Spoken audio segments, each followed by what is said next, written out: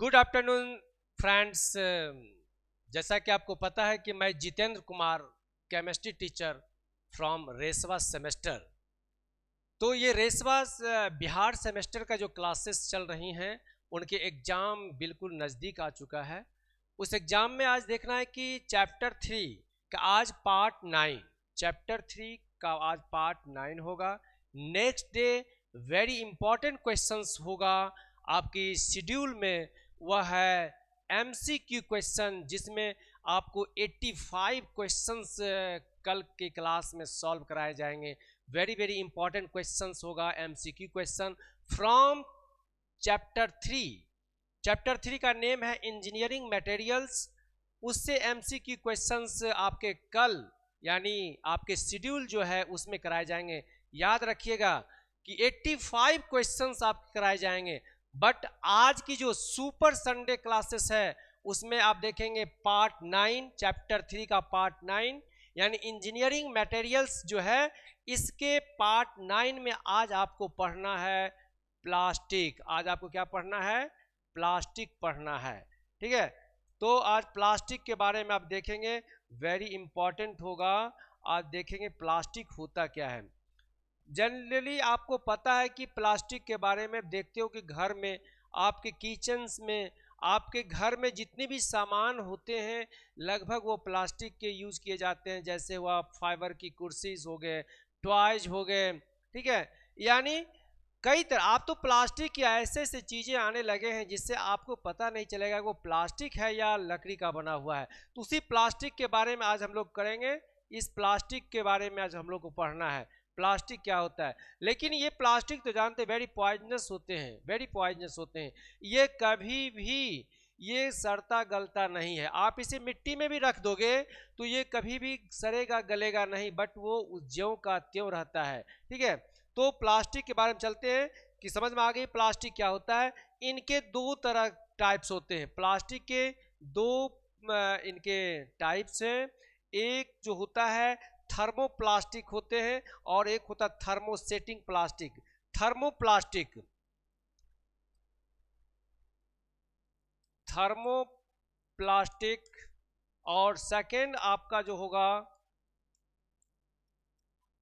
Thermosetting, thermoplastic, thermosetting plastic.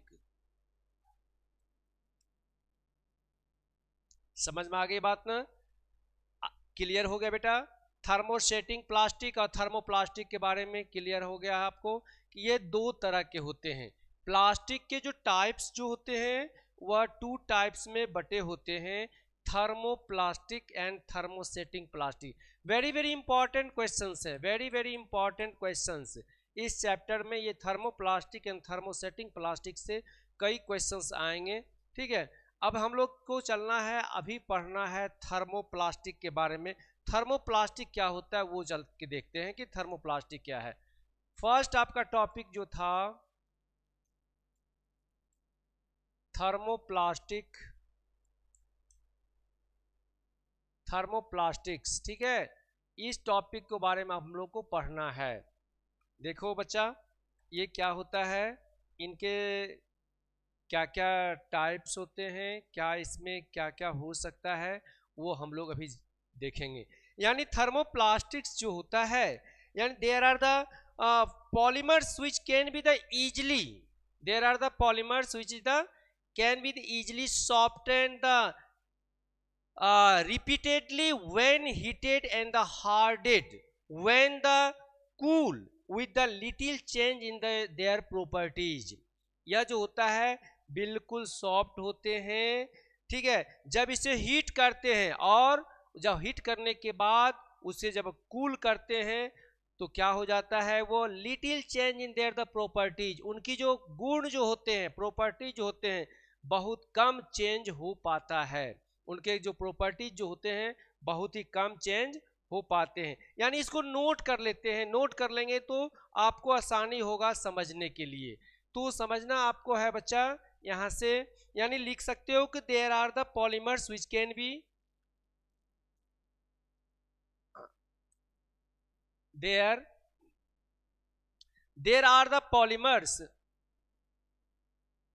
there are polymers which can be easily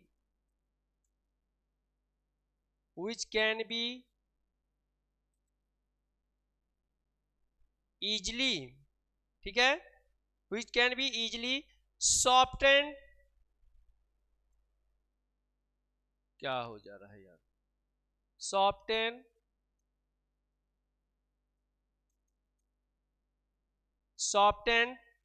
repeatedly when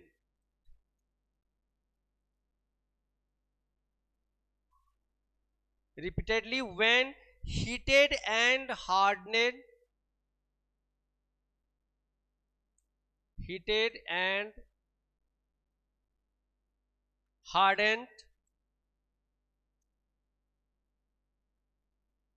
ठीक है, when cooled with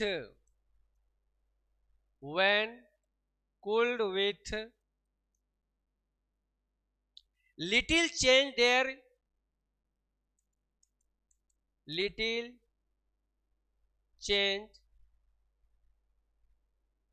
their properties। समझ में आ गई बात ना?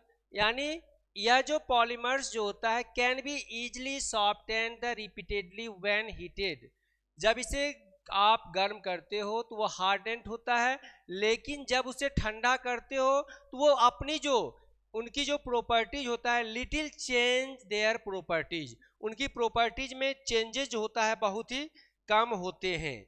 But there is no cross linking between the chain, ठीक है, there is no cross linking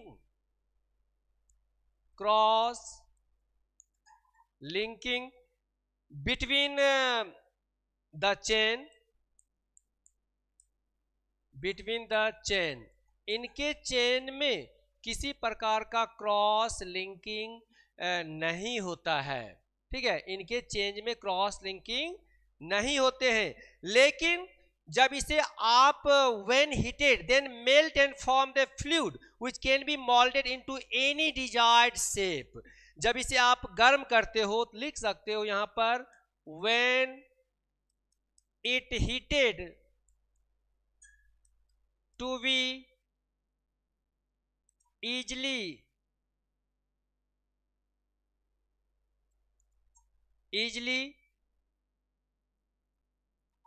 change any shape, किसी भी शेप में इसे आराम से आप कर सकते हो, ठीक है। अब उसके बाद एग्जाम्पल जो होगा, एग्जाम्पल्स में आप लिख सकते हो, एग्जाम्पल देख लेना है आपको। ये एग्जाम्पल जो होगा, एग्जाम्पल में पॉलीथीन मैं कल भी बताया था आपको, पॉलीथीन होता है, पॉलिस्टर होता है, पीवीसी होता है, पीवीसी पॉलिस्टर हो जाएगा, पॉलीप्रोपीन भी हो सकता है, एंड पॉलीप्रोपीन। समझ में आ गई बात ना? ये इसके एग्जाम्पल्स होते हैं। एग्जाम्पल्स पूछा जाएगा कि what is the examples of the thermoplastic, तो आप लिख सकते हो polythene, PVC, polyester and the polypropene etc., ये सभी इनके एग्जाम्पल्स होते हैं। समझ में आ गई बात ना? पॉलीविनाइल क्लोराइड, यानी पीवीसी का पूरा नाम होता है पॉलीविनाइल क्लोराइड होता है। अब चलते हैं नेक्स्ट, आपका बी आपका क्या था? बी नंबर में आपका था थर्मोसेटिंग प्लास्टिक, थर्मोसेटिंग प्लास्टिक्स, इस पे अब चलेंगे। देखो इसके बारे में आपको क्या करना है, थर्मोसेटिंग प्लास्टिक क्या होता है, उसके बाद इनके डिफरेंस आपको समझ में आ जाएंगे कि what is the difference between the thermoplastic and the thermosetting plastic. Thermosetting polymers, it means thermosetting plastic जो क्या होता है, there are the polymers which the undergo permanent change on the heating, जब इसे आप हीट करते हो तो वो परमानेंट वो चेंज हो जाता है, ठीक है। यानी there are polymers which can, यहां लिखोगे देयर आर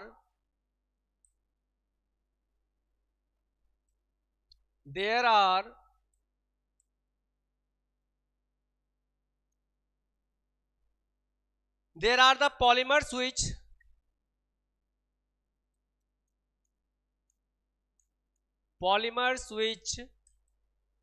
ठीक है, there are the polymers which undergo permanent change,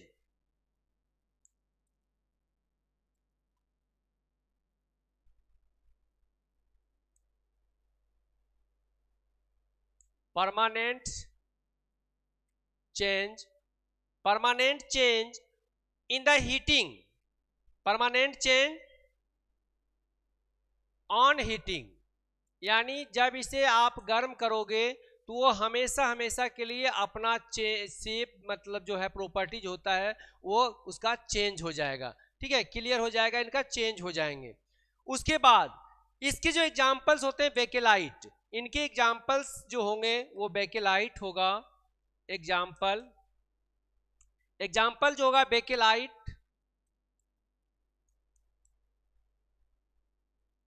उसके बाद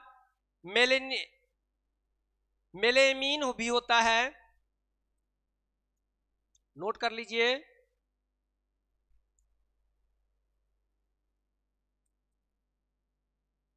मेलामीन और फॉर्मल्डिहाइड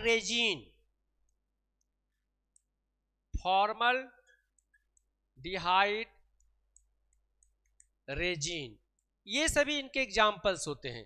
अब आपको यहां पर डिफरेंस आपको समझ में आ गई होगी, डिफरेंस आप लोग को नोट लिख लीजिएगा, डिफरेंस बिटवीन थर्मोप्लास्टिक एंड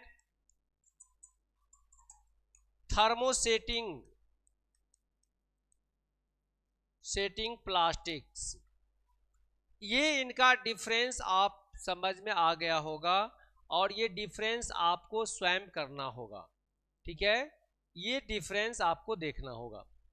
पूछता है, क्वेश्चंस पूछ सकता है कि what is the difference between the thermoplastic and the thermosetting plastic, दोनों को डिफाइन कर दीजिए, दोनों का एग्जाम्पल्स नोट कर दीजिए, आपकी क्वेश्चंस का आंसर आपको मिल जाएंगे, सॉल्व हो जाएंगे। यानी difference between the thermoplastic and the thermosetting plastic में डिफरेंस हो सकता है, यानी लिख सकते हो इस तरह से, थर्मोप्लास्टिक जो होगा these soften and the melt on the heating and the harden on cooling, जब इसे गर्म करते थर्मोप्लास्टिक में जब आप इसे गर्म करोगे तो क्या होगा, वो हार्डन हो जाएगा, कब, गर्म करने के बाद उसे ठंडा करने पर क्या होगा, वो हार्ड हो जाएगा।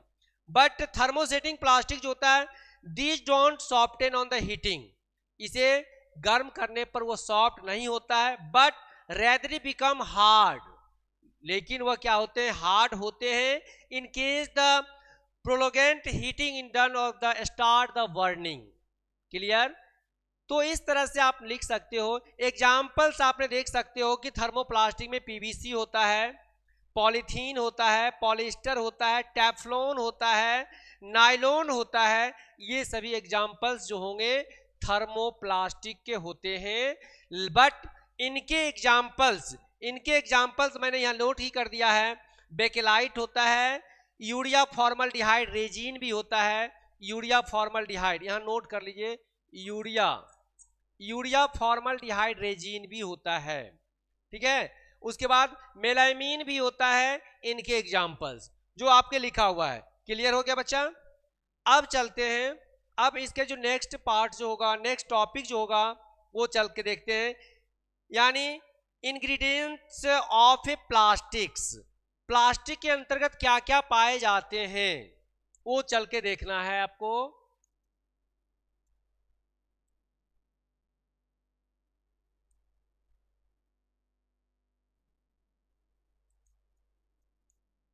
Of plastic,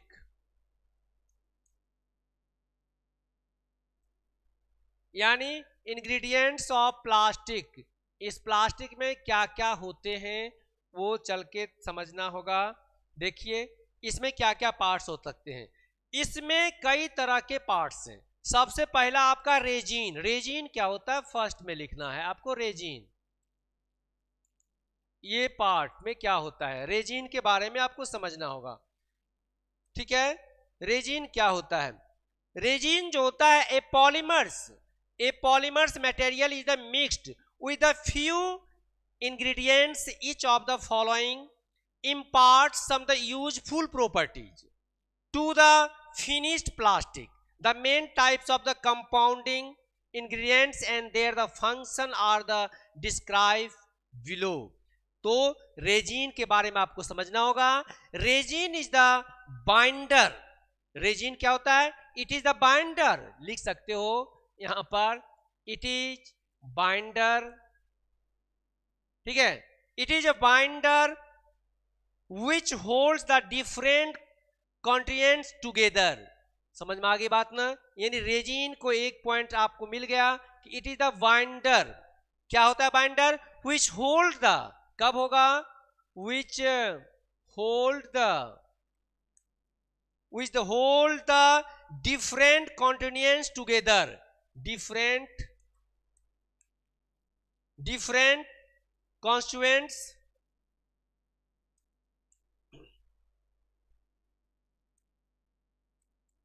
together। एक पॉइंट आपको मिला। ठीक है, रेजिन में आपको समझ में आ गया होगा। नेक्स्ट आपका जो होगा फिल्टर। नेक्स्ट टॉपिक जो होगा इसी के अंतर्गत फिल्टर, बी नंबर। फिल्टर क्या होगा, फिल्टर्स के बारे में समझना होगा। ठीक है, फिल्टर क्या होता है, यानी filter are the added to the plastic. Filter को हम लोग क्या करते हैं, फिल्टर को प्लास्टिक में जब ऐड करते हैं to the reduce their the cost, उनकी कॉस्ट जो होता है रिड्यूस हो जाता है, यानी उनकी कीमत जो होती है कम हो जाती है। यानी filters are added to plastic, लिखेंगे it is added to plastic. जब इसे क्या करते हैं, किसमें, प्लास्टिक में ऐड करते हो तो क्या होता है, इनकी कॉस्ट रिड्यूस हो जाते हैं। ये to reduce their cost, to reduce their cost, इनके कॉस्ट रिड्यूस हो जाते हैं। किसके कॉस्ट रिड्यूस हो जाते हैं, यानी प्लास्टिक, यानी फिल्टर को जब हम प्लास्टिक में ऐड करते हैं तो टू रिड्यूस देयर कॉस्ट, इनके कॉस्ट क्या होते हैं, रिड्यूस हो जाते हैं। उसके बाद इट इज ऑल्सो इंप्रूव हार्डेंस, यह जो होता है इट इज ऑल्सो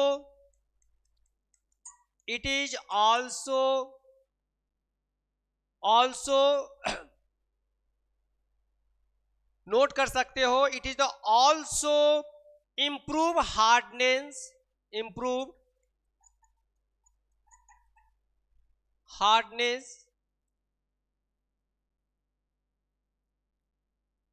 उसके बाद टेंसिल स्ट्रेंथ,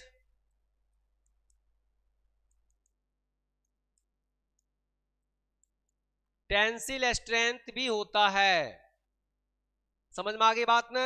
एग्जाम्पल इसका नोट कर लेंगे कि फिल्टर का एग्जाम्पल्स क्या होते हैं, यानी माइका, फिल्टर के जो होते हैं क्वार्ट्ज एंड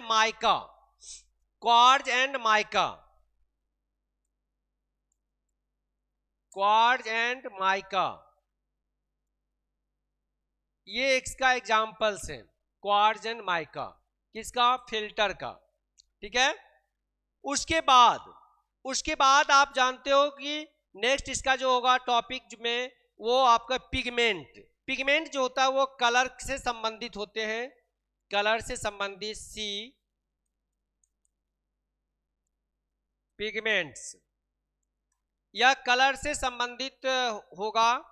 पिगमेंट जो होगा, pigment are the use the colouring materials, यह जो होता है it is the colouring materials, लिख दो यहां पर, it is the colouring materials, यह जो होता है कलर के रूप में पाए जाते हैं। These are the chemical which the provide desired shade to the plastic, plastic में जो कलर किए जाते हैं वह पिगमेंट के माध्यम से होता है। यानी these are the chemical which, these are chemical which desired provide desired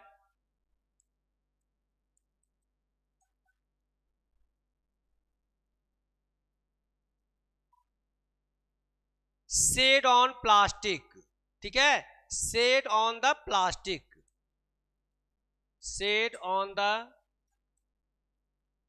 plastics.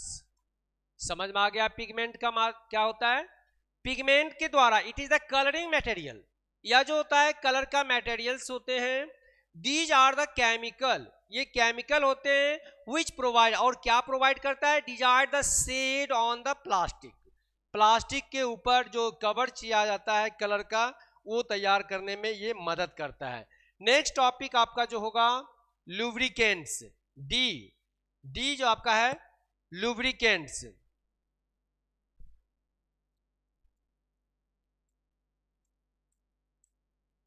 Lubricants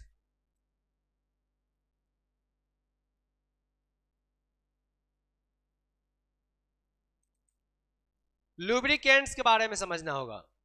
यानी lubricants are use to the make the moulding of the plastic easier and the impart a glossy finish to the final product। जब plastic के जो final product माने product जो होगा जब वो final होने जाएगा तो उस समय लुब्रिकेंट का यूज किए जाते हैं मोल्डिंग ऑफ द प्लास्टिक के रूप में ना। यानी लिख दो इसमें it is use to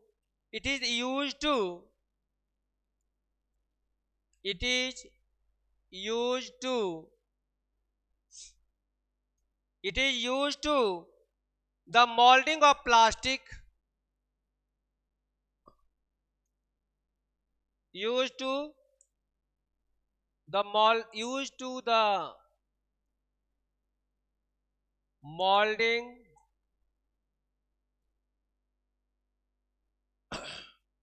of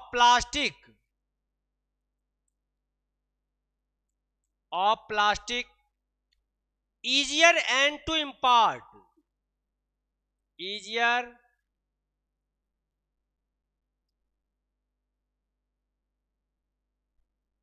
and to impart impart a glossy finish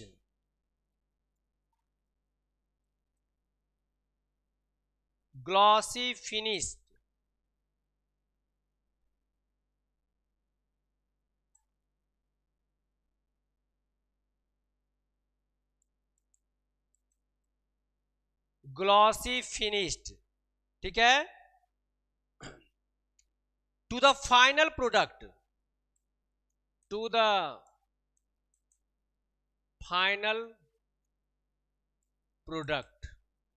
जब प्लास्टिक का जो प्रोडक्ट होगा जो वो फाइनल होके निकलेगा तो उसमें लुब्रिकेंट्स का यूज किए जाते हैं मोल्डिंग के रूप में। क्लियर? अब इनके कुछ एप्लीकेशन होगा। एप्लीकेशन यानी एडवांटेज क्या होते हैं? Advantage of the plastic, advantage और डिसएडवांटेज दोनों आपको पढ़ना होगा, वेरी इंपॉर्टेंट है। एडवांटेज एंड द डिसएडवांटेज, ठीक है। तो चल के देखते हैं हम लोग एडवांटेज क्या है।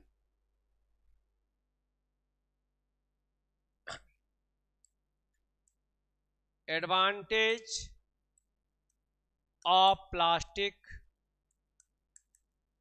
इनके एडवांटेज क्या है, क्या हमारे लिए बेनिफिट होता है। तो पॉइंट वाइज आपको इसको देखना है, तो पॉइंट वाइज इसको देख लीजिए कि इनके एडवांटेज क्या क्या हो सकते हैं, कहाँ पे यूज करते हैं। फॉर मेकिंग फर्नीचर, लिख दो यहाँ पर, फॉर मेकिंग फर्नीचर, फर्नीचर को बनाने में यूज करते हैं। नेक्स्ट आप इसका समझो कि उसके बाद क्या यूज करते हैं, for making house hold articles, for making house hold articles, just like जो किचन में जो तैयार, जो किचन में हमें यूज करते हैं हाउस होल्ड आर्टिकल्स, तो जस्ट लाइक द टॉयज होगा, ट्रेज होगा, टूथ ब्रश होगा, आर्टिकल्स में लिख सकते हो वहां पर, लाइक टूथ ब्रश,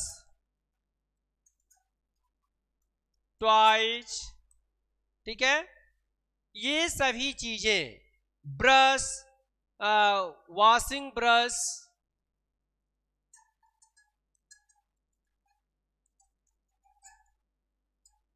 ये सभी चीजें इसमें आते हैं एडवांटेज के रूप में। अब थर्ड एडवांटेज, थर्ड एडवांटेज आप लिखोगे कि for making floor, for making handle tools, for making floor, for making handle tools, handle tools, floor, इन सबों को बनाने में प्लास्टिक की मदद होती है। For making film of, film for the water proofing, water proofing, ठीक है। For making film for water proofing, लिखो very important, for making film, for making film water proofing, यानी जो फिल्म तैयार किए जाते हैं जिसे पानी का कोई असर नहीं होगा, यानी उसमें प्लास्टिक का यूज करते हैं। These are the advantage of the plastic. ये सभी पॉइंट्स जो है आपके एडवांटेज है, 5 पॉइंट्स मैंने नोट कर दिए। पॉइंट तो बहुत सारे हैं, हो गए, बहुत सारे प्लास्टिक के यूज कर सकते हो। आपने यहाँ पर 5 पॉइंट्स यहाँ पर शो किया मैंने। फॉर ये advantage of the plastic for making the furniture and for making the household articles like the toothbrush, toys, washing brush. Next, for making the floor, for making the handle tools and for making the film waterproofing. ये सारे चीज आप इसको plastic के रूप में use करते हैं। These are advantage of the plastic. तो जब एडवांटेज होगा तो उसके बाद हमें डिसएडवांटेज भी समझना होगा कि उसकी क्या क्या कमियां हैं, क्या उसकी बुराइयां हैं, क्या उससे खराबियां हो सकती हैं, प्लास्टिक से यूज करने पर हमें क्या क्या हो सकती हैं वो समझना होगा। तो उसे कहते हैं डिसएडवांटेज ऑफ प्लास्टिक। वो देख लो डिसएडवांटेज ऑफ प्लास्टिक क्या है।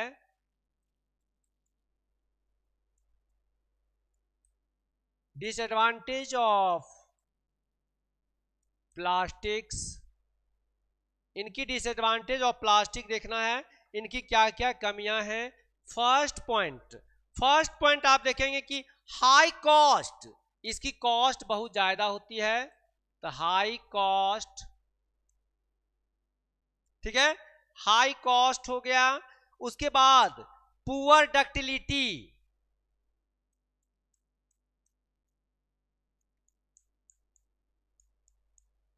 Poor ductility.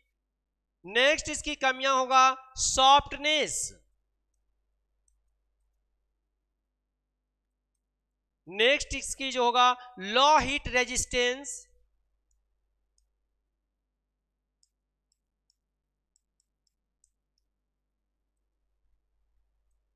एंड नेक्स्ट होगा डिफॉर्मेशन अंडर लोड,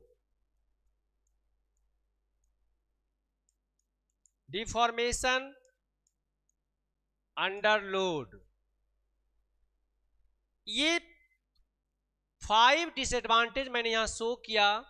इनके डिसएडवांटेज ऑफ द प्लास्टिक का नोट किया गया है कि हाई कॉस्ट होते हैं, पुअर डक्टिलिटी होता है, सॉफ्टनेस होगा, लो हीट रेजिस्टेंस होगा, डिफॉर्मेशन अंडर लोड्स भी होंगे, ठीक है।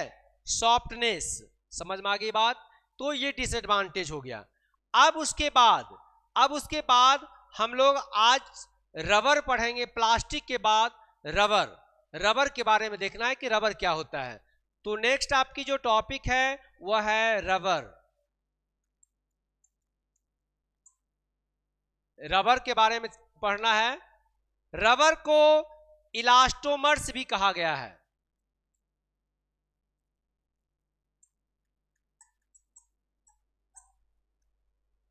रबर को क्या कहा गया है? इलास्टोमर्स। सेकेंड नेम याद रखिएगा।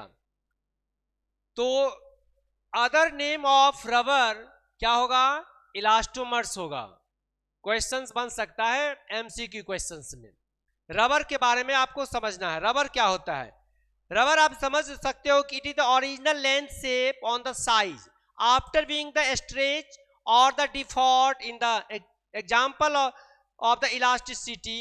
रबर आर टू टाइप्स, यानी यह भी एक पॉलीमर्स होता है। Rubber is also polymers which is the capable to the returning to the original length. यह भी जब रबर को आप खींचते हो, खींचने के बाद जब इसको आप छोड़ोगे तो वह पुनः अपनी ओरिजिनल शेप, ओरिजिनल स्टेज में वो आ जाता है। यह रबर का सबसे पहला इसकी गुण होते हैं, ठीक है। तो rubber is also polymers, note कर लेंगे इस तरह से कि rubber it is also polymers, यह भी पॉलीमर्स होता है। which is capable of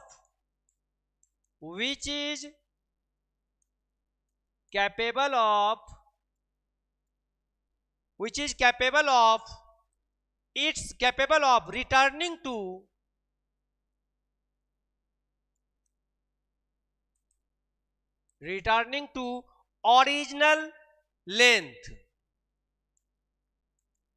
original length, ठीक है। It is also polymer which is capable of the returning to original length। यह भी एक पॉलीमर्स ही होते हैं। जब इसे आप खींचते हो और खींचने के बाद जब इसको छोड़ते हो तो यह अपनी ओरिजिनल शेप यानी ओरिजिनल स्टेज में आ जाता है। It is the important characters of the rubber, यह रबर का इंपॉर्टेंट कैरेक्टर्स होते हैं। क्लियर? यह जो होगा लेंथ, शेप और साइज भी नोट कर दो। लेंथ, शेप एंड साइज, ठीक है। Rubber is the two types, एक होता है नेचुरल रबर और दूसरा जो होता है सिंथेटिक रबर। यानी देयर आर टू टाइप्स,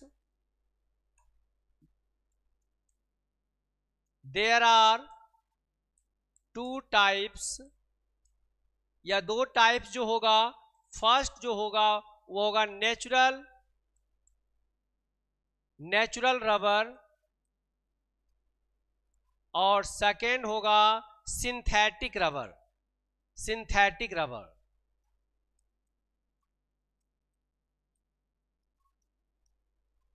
ठीक है।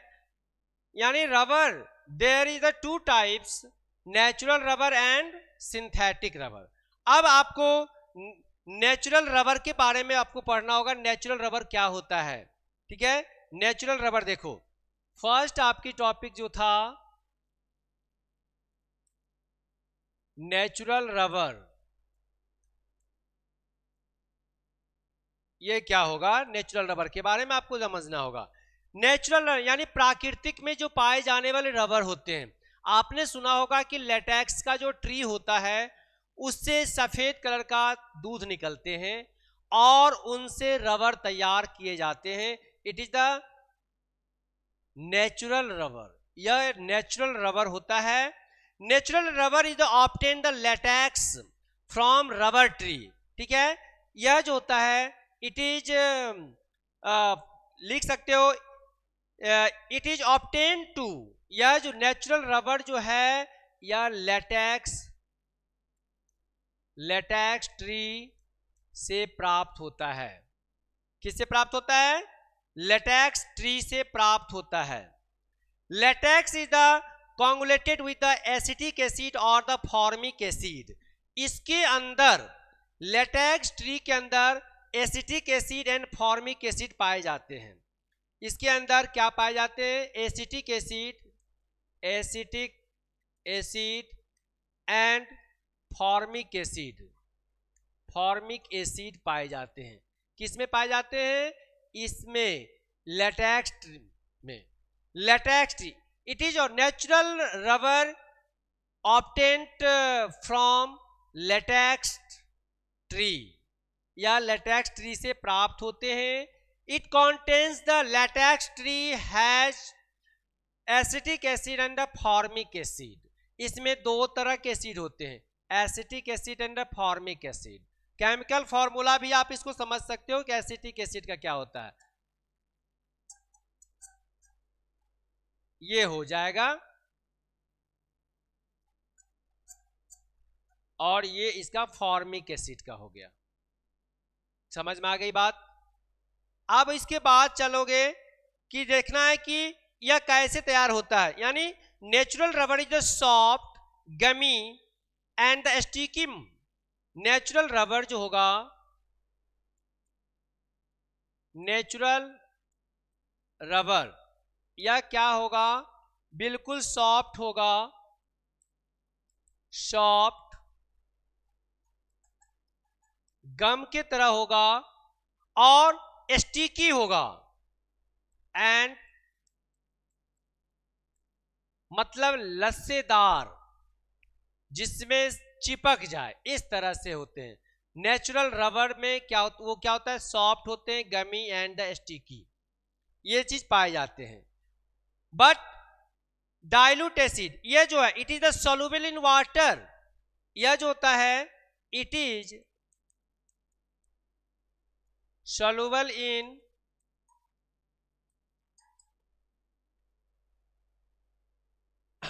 it is insoluble in water, it is insoluble in water। ये पानी में घुलनशील नहीं होते हैं, ध्यान रखना होगा। It is insoluble in water, या insoluble in water but soluble in benzene, chloroform, carbon disulphide, petrol, ether. But soluble in benzene, chloroform, petrol, ether, ठीक है।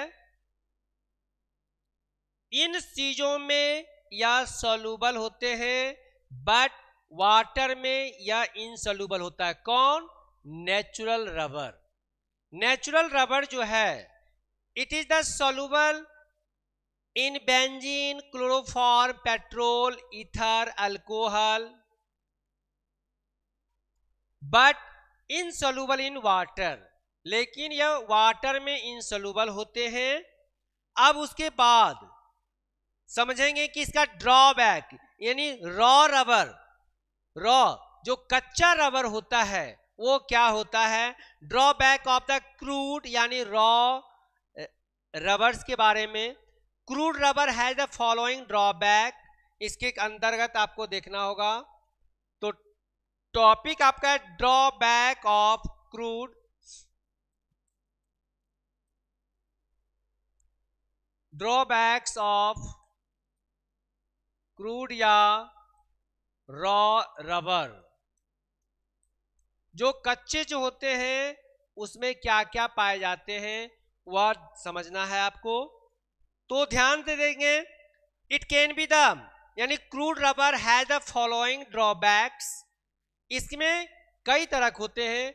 तो रॉ रबर में ड्रॉबैक्स जो होते हैं, अब जो हैं कमियां हैं, वह आपके कई तरह के होंगे, वो आप समझेंगे यहाँ पर। क्रूड रबर हैज फॉलोइंग, यहां लिख सकते हो, क्रूड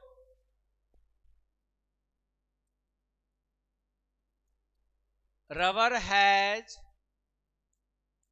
फॉलोइंग ड्रॉबैक क्या क्या होंगे? फर्स्ट पॉइंट आपको देखिए, फर्स्ट पॉइंट में आपको समझना होगा, it can be the attached bye acid, और वह एसिड जो होगा नाइट्रिक एसिड और सल्फ्यूरिक एसिड के साथ क्या होगा, वो अटैच्ड होंगे। इट कैन बी अटैच्ड, लिख दो यहां पर, it can be attached acid, और वह एसिड जो होगा वह होगा आपका conc nitric acid and conc hydro, ये आपका सल्फ्यूरिक एसिड।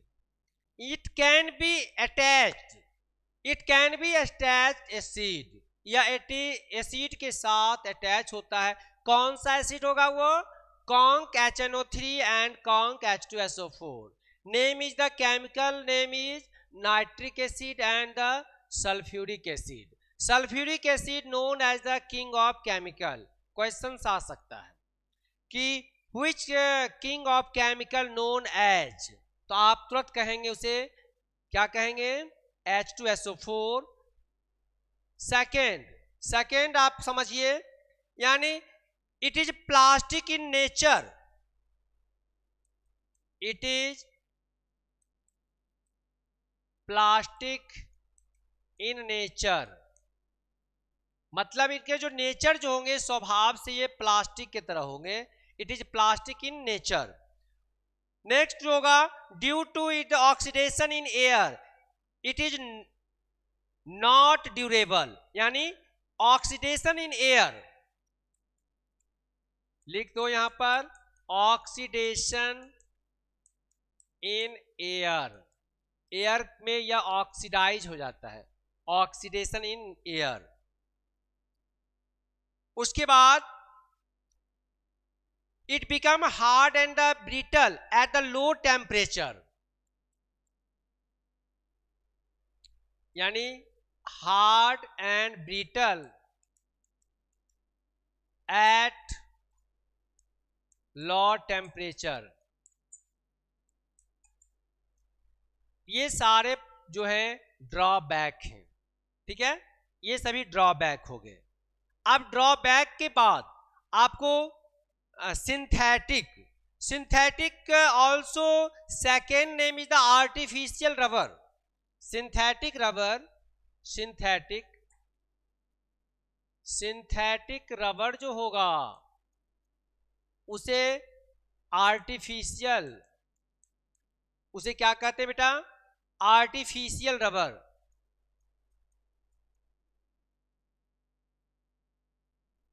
आर्टिफिशियल रबर,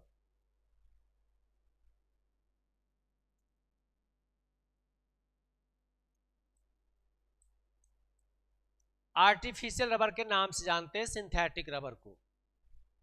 अब इसके बारे में, यानी यह जो होता है हाथ से बनाया जाता है, तभी तो नाम पड़ा है इसका आर्टिफिशियल, ठीक है।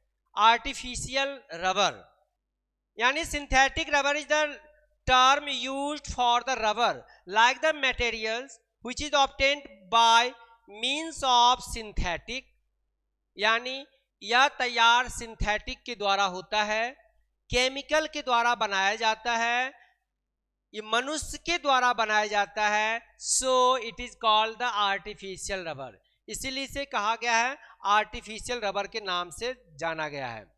इसे लेबोरेटरी में हम लोग तैयार कर सकते हैं, यानी synthetic rubber is term used for the rubber like the material. Note कर लीजिए, synthetic rubber is the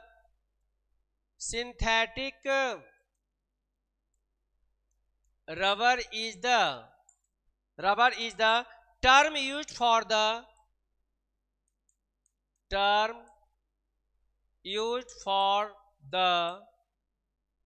used for the rubber like materials which is obtained by, like material which obtained by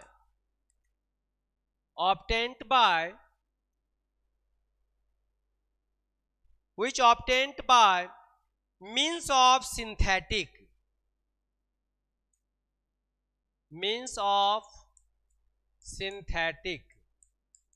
ठीक है। Synthetic में कहाँ use करेंगे? In laboratory में। इसे laboratory में हम लोग यूज मतलब बना सकते हैं सिंथेटिक रबर को। इसे कहाँ बना सकते हैं? लेबोरेटरी में बना सकते हैं। ओके, अब इसके अंतर्गत क्या क्या होते हैं? सम इंपॉर्टेंट सिंथेटिक रबर, कुछ सिंथेटिक रबर के आपको नाम जानना होगा।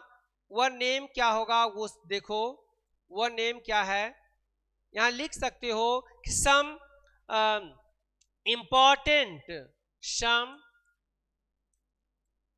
इंपॉर्टेंट सिंथेटिक रबर, उसके नाम आपको याद करना होगा।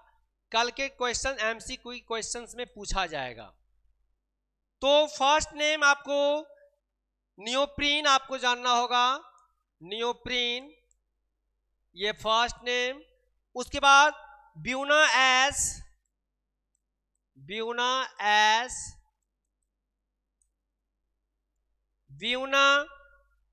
एन भी होता है, और थायोकॉल, ये आपको लिख दिया हूं। ये आपका क्या है? सम सिंथेटिक रबर है जिसे लैब में बनाया जाता है। यानी कुछ इंपॉर्टेंट सिंथेटिक रबर के नाम आपसे पूछा जाएगा तो आप लिख सकते हो neoprene, buna N and Thiokol is also important synthetic rubber. यह भी सिंथेटिक रबर होते हैं, ठीक है।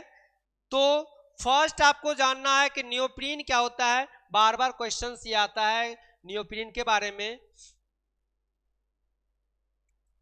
नियोप्रीन ये देखना है, यह भी क्या है? ये सिंथेटिक रबर है। नियोप्रीन कैसे क्या बना है उसके बारे में। It form by the free radical polymerization of the chloroprene, यानी इसका जो बनेगा कैसे बनेगा? It form bye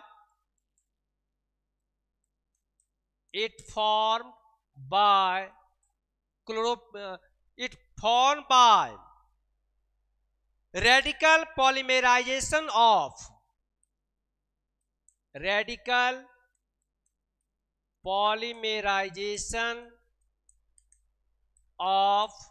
chlorophene,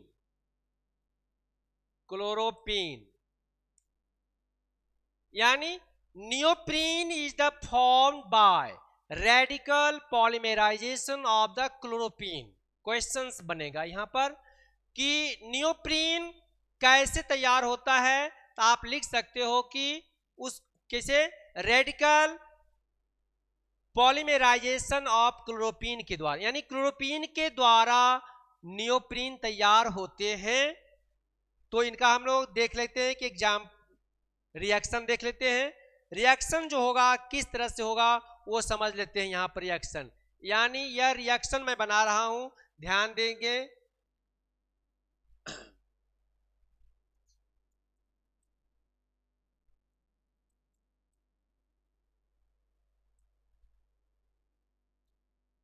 polymerisation इसका करिए, पॉलीमराइजेशन होगा तो क्या बनेगा? नियोप्रीन बनेगा, ठीक है।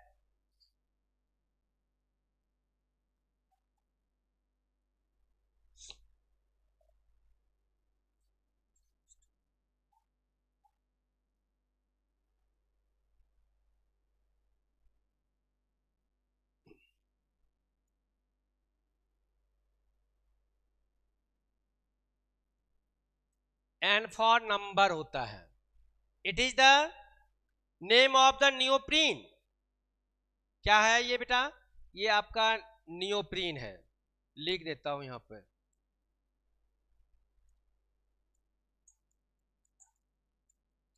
इसे क्या किया गया है? पॉलीमराइजेशन।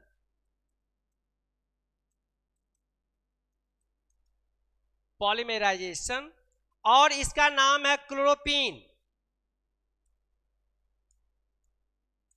क्लोरोपीन। जब इसका आईयूपीएसी नेम लिखोगे तो दूसरे नंबर पर क्लोरीन है तो क्लोरीन का नाम पहले आएगा, तो क्या लिखेंगे इसको? 2 क्लोरो। ठीक है, 2 क्लोरो दूसरे नंबर पे है, क्या लिखेंगे? 2 क्लोरो। अब उसके बाद 1 पर भी इन है और तीसरे नंबर पर भी, तो 1,3 डाई, 2 है तो डाई लिखेंगे। ब्यूटेन है यानी ब्यूटडाइन कर दीजिए, ब्यूटडाइन, 1,3 ब्यूटडाइन, ये इसका आईयूपीएसी नेम हुआ। तो क्या हुआ? When chloroprene is the polymerization to form the neoprene, जब हम क्लोरोपीन को पॉलीमराइजेशन करते हैं तो हमें क्या प्राप्त होता है? नियोप्रीन प्राप्त होता है। सिंपल से क्वेश्चंस, सिंपल क्वेश्चंस का इसका हो गया जवाब। लिख सकते हैं कि when chloroprene is the polymerization to form neoprene, जब हम क्लोरोपीन को पॉलीमराइजेशन करते हैं तो क्या तैयार होता है? हमें नियोप्रीन तैयार होता है। It is the chemical formula of the neoprene. समझ में आ गई बात? एंड क्लोरोपीन का केमिकल फॉर्मूला लिखा हुआ है और इसका आईयूपीएसी नेम में दूसरे नंबर पर क्लोरीन है, सो नाम होगा इसका 2 क्लोरो। इधर से गिनती 1 2 क्लोरो, 1 पे इन है और तीसरे नंबर पर भी इन है, तो कार्बन की संख्या 1 2 3 4 है, तो कार्बन 4, ब्यूट 2 इन है तो डाई, और इन में लगता है इन, डबल बॉन्ड है तो इन लगेगा, तो इन हो जाएगा, तो इसका नेम हो जाएगा 2 क्लोरो 1,3 ब्यूटडाइन। क्लियर? समझ में आ गई बात? ठीक है बच्चा। अब उसके बाद डिफरेंस आप लोग कर लेंगे। डिफरेंस समझ में आ गई होगी आपको। डिफरेंस बिटवीन, मैं नोट कर दिया यहां पर, difference between natural rubber and synthetic rubber, written work है, समझ में आ गई होगी आपको। दोनों के एग्जाम्पल्स, दोनों का डिफिनीशन आप लिख देंगे तो इसका क्लियर हो जाएगा, डिफरेंस हो जाएगा। Natural rubber and the synthetic rubber में इनका डिफरेंस कंप्लीट हो जाएगा। क्लियर है? तो बच्चा इस तरह से हम लोग आज की जो टॉपिक जो थी, ये सारे आपके पार्ट यानी चैप्टर 3 इंजीनियरिंग मटेरियल्स का ऑल टॉपिक्स आज सुपर संडे में कंप्लीट किया गया। सुपर संडे में आज आपका ये पार्ट 9, ये चैप्टर 3 इंजीनियरिंग मटेरियल से कंप्लीटेड। और कल जो होगा most important questions from chapter 3, और वह क्वेश्चंस होगा 1 to 85 MCQ क्वेश्चंस होंगे, जिसमें एक भी क्वेश्चन नहीं छूटेगा और आपके एग्जाम के लिए वह जो होगा बिल्कुल पावरफुल होगा। ठीक है, तो आप देख लेना पार्ट 10 कल अपने शेड्यूल में तैयार होगा। तो बच्चों मैं आपसे ये कहना चाह रहा हूं, जो अब तक नहीं जुड़े हैं, जो अब तक बच्चे अब तक नहीं जुड़ पाए हैं, वो रेसवा एकेडमी की ऐप डाउनलोड कर लीजिए और वहां से आप सारे वीडियोज, पीडीएफ, नोट्स आप प्राप्त कर सकते हैं। ठीक है, तो सुपर संडे आपके लिए चैप्टर समाप्त होती है। थैंक यू स्टूडेंट्स, फिर मिलते हैं कल MCQ क्वेश्चंस के साथ, और आपको एकदम बिल्कुल पावरफुल एनर्जी मिलेगी एग्जाम के लिए। तो फिर मिलते हैं कल।